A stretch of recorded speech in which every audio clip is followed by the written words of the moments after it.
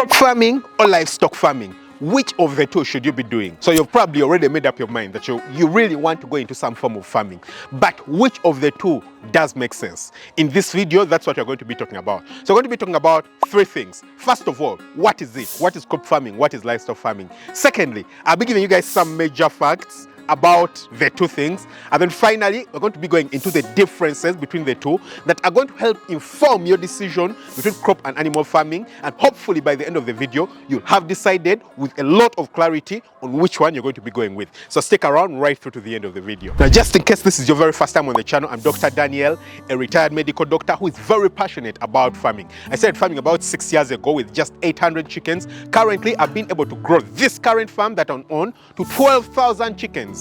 And I've also been able to, start other farms, do cattle, goats, sheep, and all, these kinds of things. So what I'm telling you right now is actually something that I do understand. I've also grown a lot of crops. I've grown a lot of maize on over 200 acres. I've grown quite an amount of crops. And I can tell you with a lot of confidence that you're going to get the right information, not only theoretic information, but practical information from things that I have personally implemented. So if this is your very first time on the channel and you want to learn anything about farming, come on, you're in the right place. Just hit the subscribe button, smash the notification bell, that way you never miss out on an upload. So we'll start with crop farming. What is crop farming?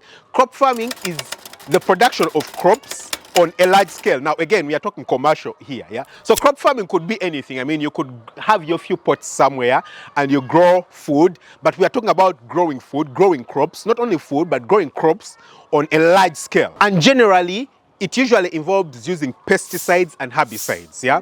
Now, if you want to go organic, then you will grow crops without using pesticides and herbicides. When it does come to crop farming, it is very largely affected by the climate of the area and the soils in the area. Some soils in particular areas just don't allow particular things to grow because crops, depending on the type of crop, requires particular presence of particular minerals in the soil. Maybe the acidity, that is the pH of the soil. Maybe some crops require some soils to be alkaline or acidic. So maybe the crops could grow there, but you can't get exactly what you need. So particular crops require particular types of soils. Same exact thing when it does come to the climate.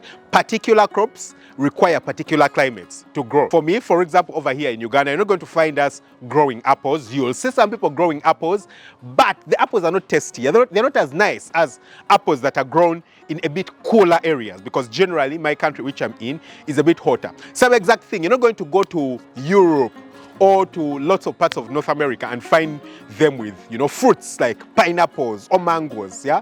A lot of them are just going to import them from tropical countries where the temperature and the climate allows for these things. So the temperature affects so much what is grown. For example, in Uganda, we don't grow a lot of wheat.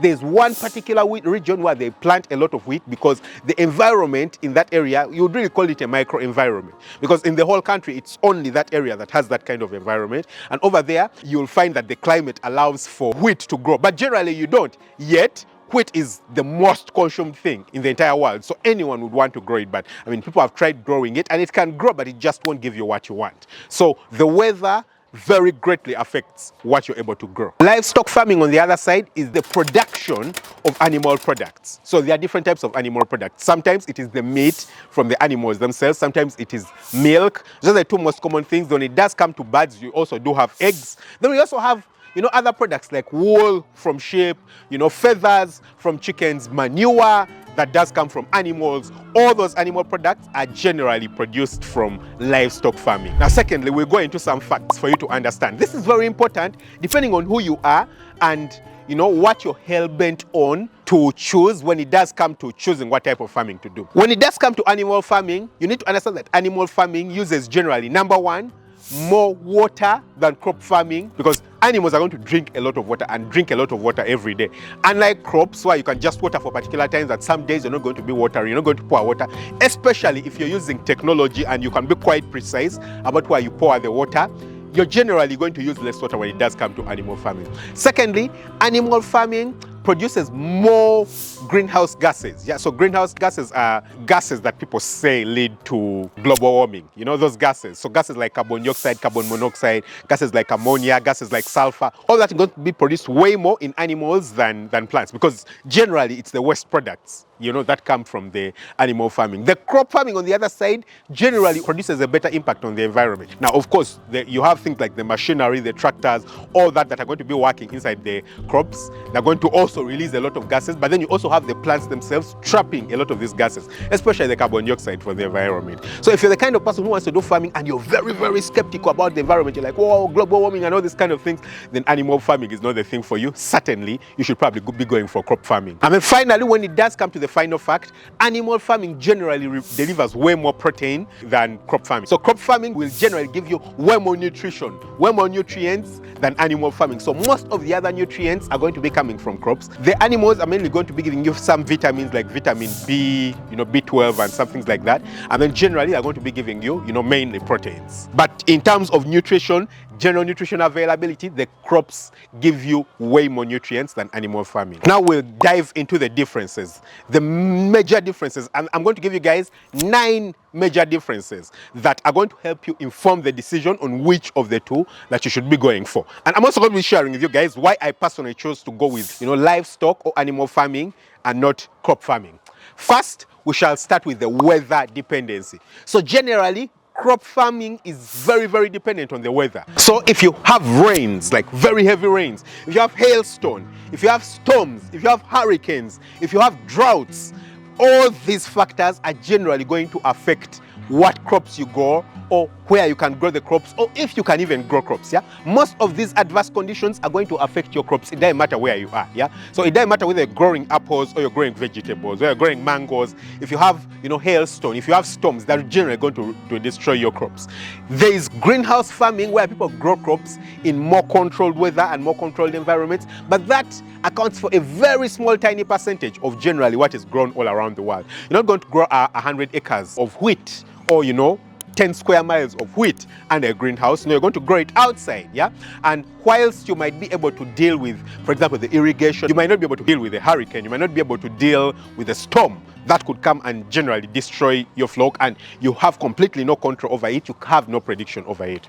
On the flip side, animal farming is very marginally affected by the weather. Now, of course, things like storms and hurricanes can also affect farms like cattle farms and maybe chicken farms and things like that. They can destroy the structures, but generally, because first of all, animals are way more sturdy, so it doesn't matter whether there's a storm or not, your cattle are going to probably weather out the storm. Your goats and sheep are going to weather out the storm, and they'll be fine at the end of the storm. Secondly, a lot of times animals can be kept indoors. So for example, you guys can see I have chickens right here. So whether it shines a lot or it rains a lot, they are kind of protected. If I have a very big storm, recently we had hailstone around the farm and it destroyed a lot of my banana plantation. In the background right there, I do have a banana plantation, and it destroyed a lot of it. It destroyed even the trees, the flowers, things I had planted around. Of course, it takes time for them to come back. They came back, but a lot of them were destroyed. But the animals continued like nothing did happen, because they are inside houses. So generally speaking, in animal husbandry, you have less impact of the weather. In addition to that, in a lot of the houses, we even have environmentally controlled houses. So for chickens, for example, people can farm chickens in environmentally controlled houses. These are what we call AC houses. So it doesn't matter whether it's shining, whether it's raining, the temperature inside will be the same all the way through. So if you're wanting to start a farm and you want to start the kind of farm that's not affected at all by the weather, whether it's raining or shining, then the perfect thing for you to do is to start animal farming. Number 2 will be the time requirements. So when you do decide to start an animal farm, you've decided to bond yourself. So animals generally are going to necessitate care, especially if you're going to keep them in humane conditions, in conditions that are favorable for them to produce very well, and to keep them healthy. You're going to need time, and time means physical presence. So it doesn't matter whether it's Christmas Day, whether it's Eid, whether it is, Independence Day, whatever day that it is, animals are going to have to be fed. My chickens over here are going to have to be fed. If you have cattle, you're going to have to milk them. If you're doing rabbits, you're going to have to feed them. It doesn't matter what it is. On every day, time has to be sacrificed to be present for the farm. On animal farming though, you only choose to work, or you can only work on particular days. So you can go 3, 4, 5 days, or even a week, or even 2 weeks without doing anything on your farm, because you'll probably only plant, then maybe spray, then maybe weed, maybe a second weeding, maybe harvesting. And you know, that will probably happen over 3 months, 4 months, maybe a year, depending on the type of crop that you're doing. But you don't need to be working every day. Yeah. So if you're the kind of person who wants to work, or who wants to start a farm, and you're very certain that you can't be present, you know, every day, or you can't find a way of making sure that people are present every day, because me, for example, I'm not consistently present on the farm, but I do hire people, and these people are consistently present on the farm. So if you're the kind of person who can't be certain that, you know, you can always have people around on the farm to manage the farm, then maybe crop farming is for you. If you can sacrifice and get time, either personally being present or hiring people to be present on the farm, then animal farming is the thing for you. Unfortunately, though, people cannot be trusted. Yeah. So the good thing with crop farming is that since you don't need to be present every time, you can tell yourself that you're going to be present every time something is happening. So during the planting, you'll be present. During the weeding, you'll be present. During the spraying, or you know, whatever kind of spraying, you'll be present. During the harvesting, you'll be present. And that's just you know, moments, maybe 2-3 days for each one of them. Unfortunately, when it does come to animal farming, things happen every day. So you're not going to be present each and every day if you're the boss. And so if you don't have good people or people who you can trust, then it might be quite chaotic. Yeah. The next step is the physical labor that is required. Now, this is very subjective, depending on what kind of animal husbandry you're doing, or what kind of crop farming that you're doing. But generally speaking, crop farming, depending on the part of the world that you're in, is generally less labor intensive compared to animal farming, because there has been a lot of machinery that has been developed for crop farming. So in terms of planting, there are planters. In terms of harvesting, there are harvesters. Even weeding, there are machines. There's literally machines for everything. In terms of spraying the crops, you can use, you know, drones for spraying the crops. So there's too much mechanization when it does come to crop farming, especially doing it on a commercial level. You're going to be doing it on a really commercial level. Same exact thing when it does come to animal farming, but again, a lot of the things are still going to need some form of human labor. Yeah, a lot of it has still been mechanized. For me, for example, I'm using a lot of unmechanized kind of farming. You can see my houses, I'm using a deep litter system. There's very little automation. There's a bit of automation in terms of the drinking system, but again, there's very little automation for the rest of the things. There are farms where with the press of a button on a computer, you just run everything. I mean, the eggs go in there, the feed goes in there, the water goes in there, the vaccination, everything can just be done on a computer. The eggs get collected onto belts and everything, all using a computer, and maybe a few people to just carry the trays away and things like that. But generally speaking, you're going to require a bit more physical labor when it does come to animal farming, depending on the kind of farm that you're doing, compared to crop farming. Now, of course, crop farming also has a lot of types of farming that require a lot of manual labor, especially picking. Yeah, so a lot of types of crop farming where you need to pick fruits, for example, picking coffee from trees, picking grapes from trees. A lot of that is very difficult to do with machines. They have tried to do some of it, and some of it is being done, but most of it is not. Yeah, in terms of harvesting, you know, particular things which, you know, grow on trees, and you're picking up small tiny things. A lot of those are quite difficult to do with, you know, mechanization. Another one is rice farming, for example. Very difficult to do rice farming with mechanization. You can do a bit of it, but still very difficult. So again, it depends on what particular thing that you're going to be doing. So if you're the kind of person who is very hell-bent on using very little labor, maybe crop farming, depending on the kind of crop, might be better for you. Or you go and mechanize your farm if you're doing animal farming. Now, the fourth factor to consider is the market price variability. Yeah. So the thing that you need to understand is that farming generally has very volatile markets. Yeah, the prices don't remain the same, and the reason is the prices are very much affected by the weather. Yeah. Now, of course, everything's price varies based on, you know, demand and supply, and that wouldn't be an issue, because almost everything else is the same. You know, vehicles, houses, and everything. The problem though is that in farming, the factors change a lot, especially since the weather is like the main thing in the background. Yeah. So because of that, the prices in crop farming are very volatile because of the weather. Yeah, you have the demand and supply bit, but then you also have the weather affecting them. So the prices will be volatile.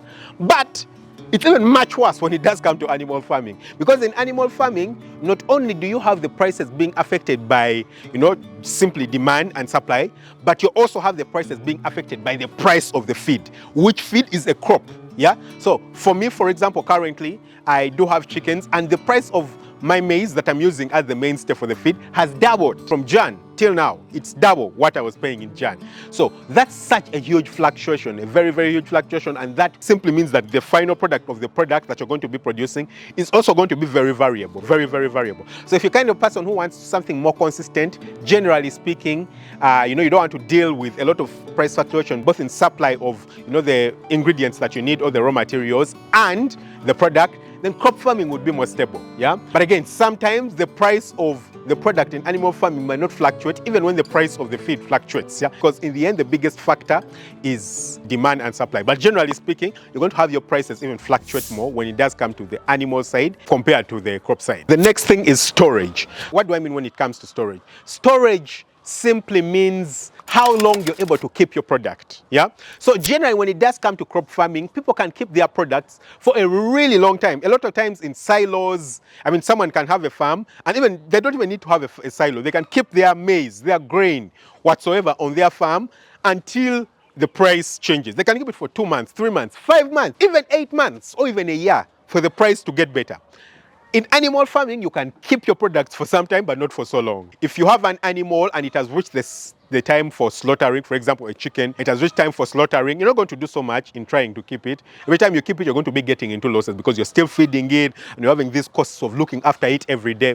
So generally, the products, when it does come to crop farming, are more manageable, Of course, unless you're doing like vegetables, which are more perishable and things like that. But most of the other products you can keep for much longer. So that way, you can even deal with the unstable market or the unstable prices much better. In animal farming, it's much, much more difficult for you to do that. Yeah, even I can keep eggs, but I can't keep them for so long. Now, in some things, you might be able to, for example, if it's milk, you might be able to build storage and keep it up in your fridges or freezers. That's really expensive though, unlike a lot of crops where you don't need to put in too much money to do storage. Here you're going to be using electricity and all these kinds of things to kind of do storage. So generally speaking, in terms of storage, the crops actually take the nod. Point number 6 are the input costs. So generally, how much do you put in when it does come to starting the farm?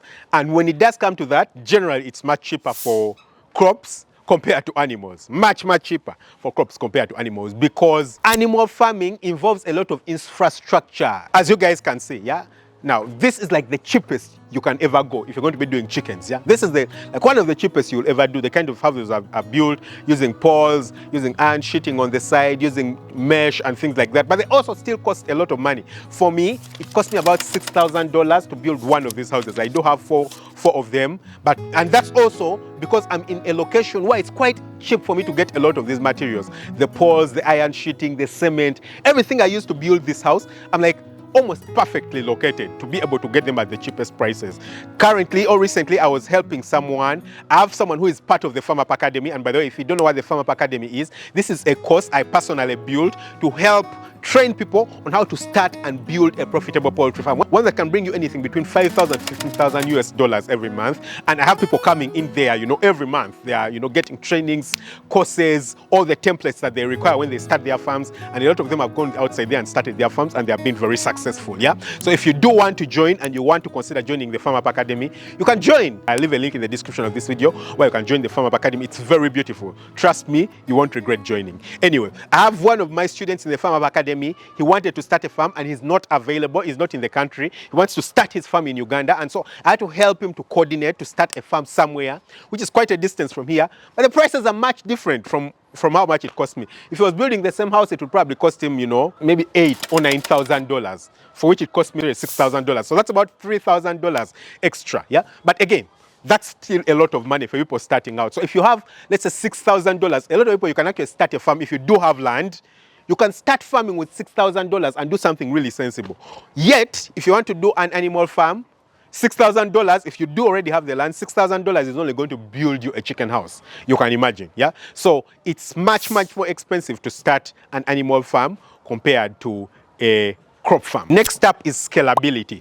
Same exact thing. So scaling a crop farm is much easier also because a lot of the things that go into managing, and handling a farm in terms of crops are easier when it does come to, crop farming. A lot of the things. So as long as you do have the land, it's much easier. So as long as you do have the land, you do last season's crop, get profit, you can just decide to till a bit more land and plant a bit more land. Yeah. When it does come to animals, scaling it is a bit more complicated. You have to put up more structures, more infrastructure, more of everything. So it's more expensive. It's much more difficult to scale an animal farm compared to a crop farm. Point number 8 is the management complexity. So if you've been watching the video, you can certainly tell that it's way more complex to manage an animal farm than a crop farm. So first of all, you have to put up structures, you have to know how to put up the structures, you have to consider, how to do it cheaper and all these kinds of things. Then you're going to have to probably use way more physical labor inside there. So that's also something you're going to have to deal with. You're going to have to deal with making sure that you're present each and every day. So that means training people if you're not going to be present. That means you yourself learning about how to do it. So generally the complexity of managing it, you have to train people, you have to train yourself. You have to go through a lot for you to actually manage an animal farm. Remember that you're dealing with living animals. Living animals that could pick up diseases, die anytime. If you don't feed them today, they are in trouble tomorrow. So it's way more complex to manage an animal farm compared to a crop farm where you can do these things way, way easier. And then finally, profitability. So in most circumstances, animal farming is going to be more profitable than crop farming. Why? Because the barrier to entry is much higher. As you can tell from the video, from all the points, almost everything is more advantageous on the crop farming side. Almost everything. It's much cheaper to start, much cheaper to expand on. It needs less time, it needs less physical labor. Generally, everything is easier on the crop side.